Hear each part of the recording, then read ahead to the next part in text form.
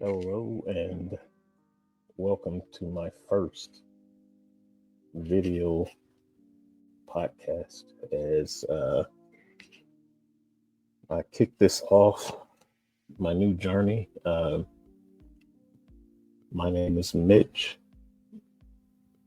A lot of you might already follow me on my social media accounts, but I am on TikTok, Instagram, Twitter, Reddit,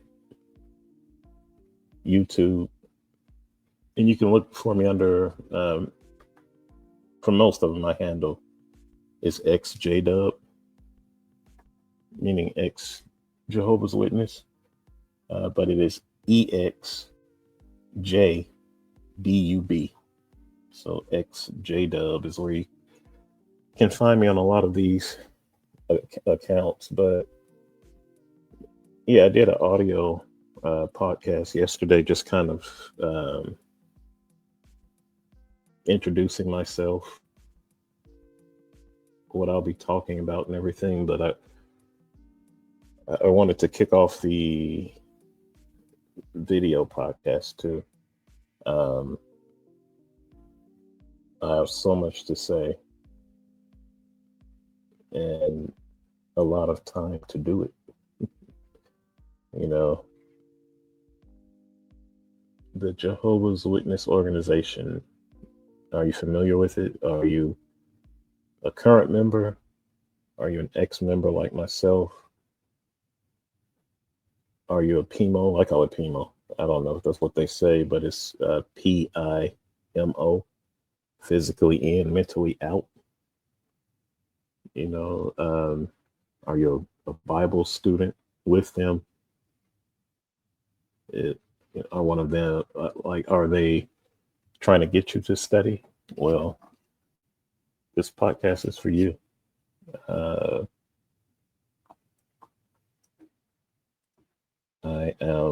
Wait a minute. I'm just starting to do all this. There we go. This is my first time back on this platform that I'm using for the podcast. So I'm trying to remember how to do everything. But no matter where you're at in that journey, this podcast is for you.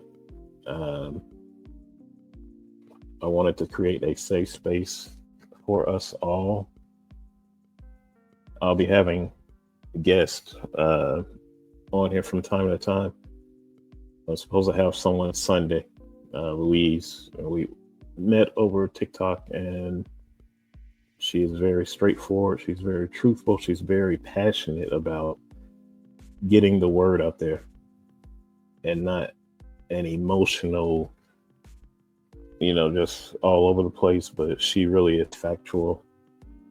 She was in that religion/cult. So like myself, she knows what she's talking about. So Sunday, we are planning to get together on this platform and just talk it up with each other. And I told her we'll talk about, how we started in that cult,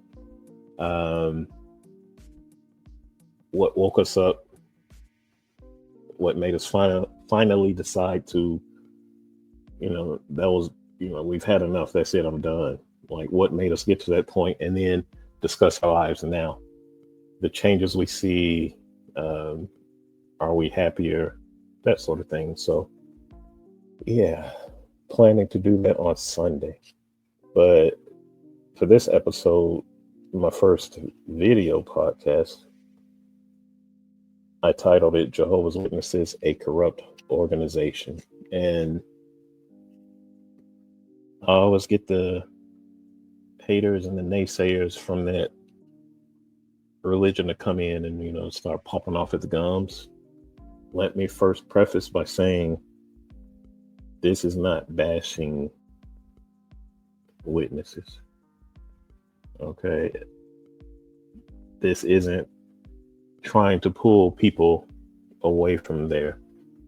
You can go back to the beginning of my videos on TikTok or Instagram, and I always say this: I am not trying to pull people away from that religion. all I seek to do is open your mind, like mine was open. Look at the facts, current events, things that are happening in the legal court systems that we cannot deny or hide or like the organization has been trying to do for years, decades. Okay. So I'm not attacking witnesses on a personal level. If that is your belief system, fine, so be it. Run with it. You know, I today was really a bad day with them, dealing with them, because they would pop up on my post on TikTok and just shooting off at the mouth about, and I keep challenging them. Come to the post where I'm showing factual information, where I'm showing records that's filed with government, or I'm showing results of court cases. Like, come to those discussions, those posts, but instead, like clockwork, they show up on the posts where I'm discussing me and my personal decision. And Jehovah's Witness will say it till they're blue in the face.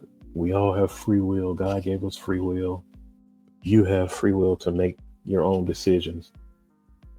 As soon as you use your free will to question, to doubt, or to leave that organization / cult, all hell breaks loose. And, that's just how it is. And they are brainwashed, programmed mentally to act in such a way. It's ridiculous. So a corrupt organization, it's no secret that a lot of people know and have heard about cases dealing with like sexual assault cases and indecent behavior. There's all kind of horrendous things that go on within the congregation, different congregations around the world, and particularly the ones who are in leadership, who should be trusted, which are elders, and then right below them called ministerial servants. By definition, these are supposed to be exemplary men, someone that's setting an example, taking a lead in the congregation, someone you can imitate their faith. So these are supposed to be trusted individuals. Some of these trusted individuals are misusing their privileges within the congregation and are preying on young ones and sometimes adults. And the sickening thing that's like what's taking place is elders may find out about it. Other family members in the congregation may find out about it, but they are refusing to tell the authorities. So in essence, these offenders, and oftentimes repeat offenders, are still mingling within the congregation. Imagine you're a victim and you have to see this person that you're accusing of sexual assault or inappropriate conduct. Imagine you still have to see them at meetings, your religious meetings, or you have to hear them give comments during a meeting, or you actually see them on the platform still teaching, or you see them at a larger religious gathering that we have called assemblies or conventions. Imagine how that victim feels inside. And it's led, to depression, anxiety, PTSD, sadly, even suicide, because no one will listen to them. Well, they hear them, they listen, but no action is being taken. And then to make matters worse, when it goes to a court of law, The elders, they're trained by headquarters to not give up any information. They don't give the person up their name. They even have a huge database of individuals, headquarters does, of perpetrators in each congregation. So to break it down,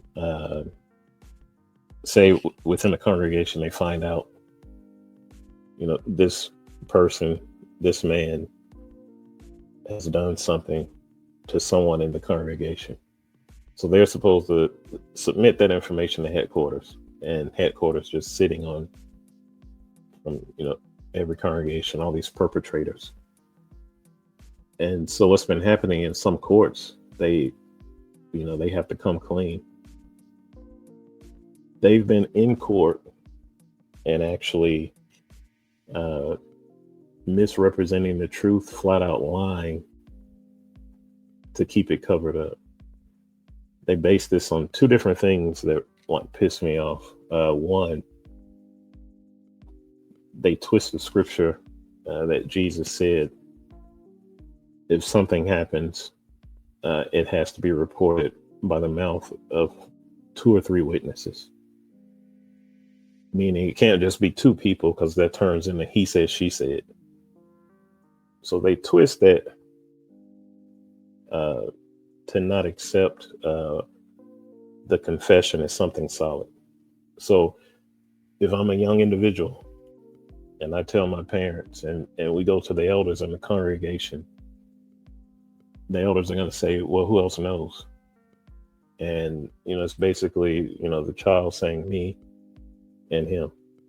And the elders are like, nope. Like, we can't do anything from it. As he said, she said. Some elders have even said the child was lying. And imagine what that does to that child, and it's just sickening to think about. And then the other thing they twist around is in another verse. Jesus said, be cautious as serpents.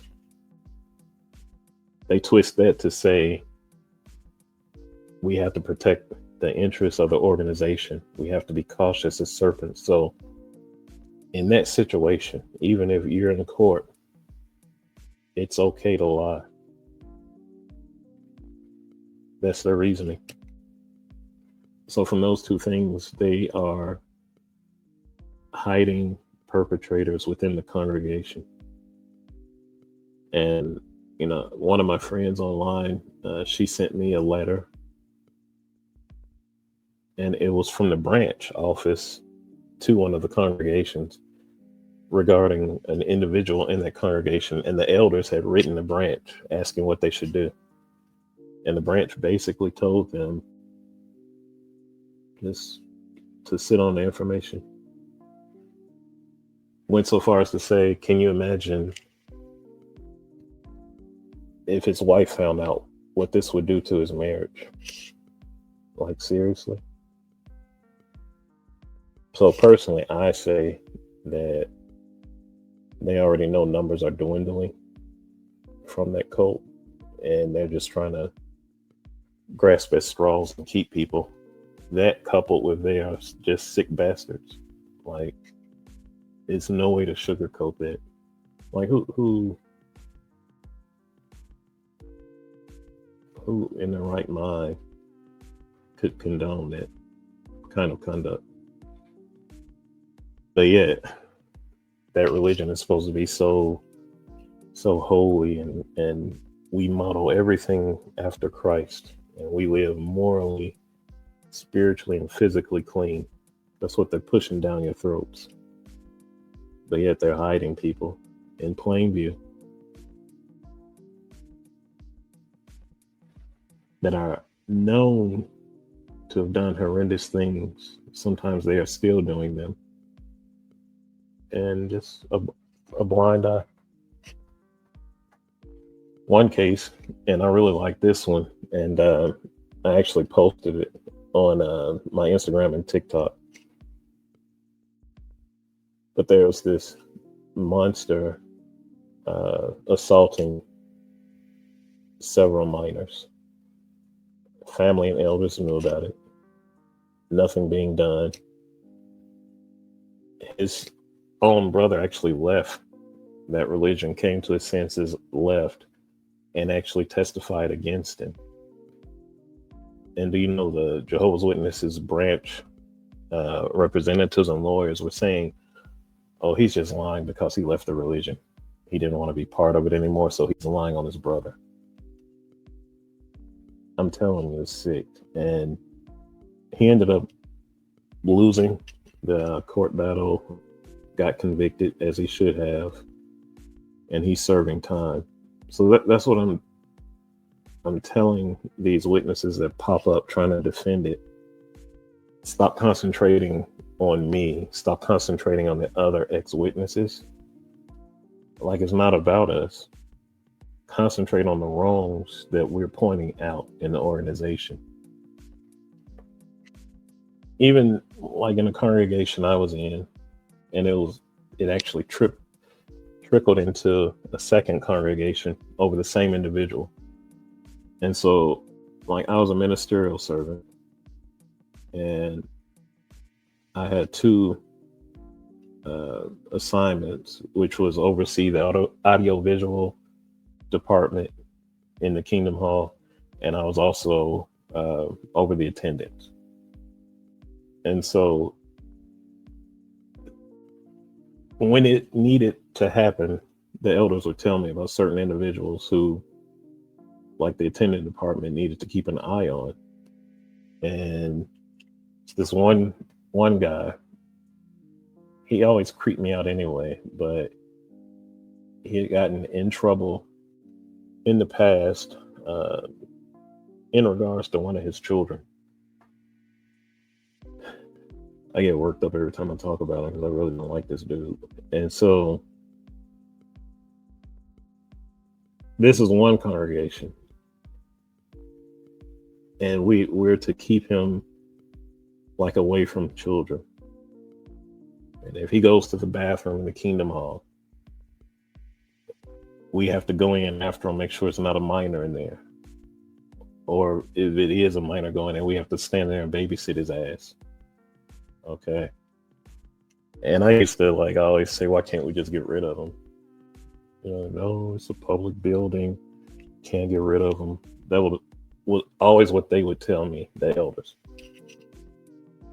Go to another congregation, the most current before I left the organization. Same thing. Eventually his ass comes there, and I'm just pissed because I hate the sight of him. So now a few elders pull me to the side again, letting me know, again, we have to babysit his ass. We have to watch him if he goes to the restroom, before and after meetings, make sure he's not talking to minors and shit. But then they added, he's been taunting us, and he's been just recording different parts of the auditorium during meeting. So if you see him holding his phone up, go, make sure he's not recording. If he is, you all are to go up to him and let him know, he needs to stop recording. And I'm just pissed, and I'm just I told them what I would do if I saw him either around my kids or someone else's kids in the Kingdom Hall. So I got reprimanded for my attitude and what I said, which I don't care. I stand by that. I don't like people to prey on kids. And yeah, it would be some meetings, and he figured out that we were watching him, and it would be some meetings he just sitting up there holding his phone up, and I would get up and go look, and the attendant who was watching the auditorium or the foyer that particular meeting, they knew but I wanted him to know that, like, we're definitely watching you. So I would get up and go look, and most of the time, his screen would be off. He would have a black screen, but he would just be doing it to taunt us. And he would get up to go to the restroom, and then we'd go babysitting him. It's just a lot of effort to protect this scumbag when he shouldn't have even been there. And I'm gonna tell you the stupid part of it. When I would say, why can't we just like kick him out, not welcome him here? They would always tell me, because it's a public building, it has to be public access. And I'm like, okay, because if someone is unruly, or say they're unruly during a meeting, they cause trouble, they're threatening someone, we ask them to leave, but they won't. We can call the police. When the police get there, we tell the police they're no longer welcome. Their welcome has been revoked, and the police will trespass them. So, like, you see the hypocrisy, how twisted it is. Like, we could have gotten a person removed and trespassed the legal route through the police. They'll do it for those other situations, but for a child predator, no, it's a public building. It's things like that that'll just twist it, and really bothered me. It's just not right. A corrupt organization, and you hear all this preaching and talks from the platform about how morally clean we're supposed to be, and keeping the congregation clean. And if you see another congregation member doing something, snitch on them to the elders. You give them an opportunity to tell themselves, but if they don't do it within that time period you set, you come tell on them. It's like this snitch mentality is being pushed on us, but then the elders don't do it on something serious, like a child predator, just mingling in the congregation, looking for his next victim. I'm telling you, if you look into this, it's crazy. And again, it's not just ex-witnesses making this up. These are factual events, factual court cases that you can look up. I posted just four examples because a couple of witnesses made me mad, popping up on my different posts about me. So earlier today, I posted 4 different court cases of convicted. 3 of them were elders. 1 was just an active Jehovah's Witness. 4 convictions just in the state of Pennsylvania. I just chose Pennsylvania. And like I said, this goes on in many congregations around the world. So the active Jehovah's Witnesses, they choose to turn their energy and effort to bashing those of us who have left, use their own free will, which they preach so often. They come at us, but spend no energy at all looking into the corruption in this organization that they trust and worship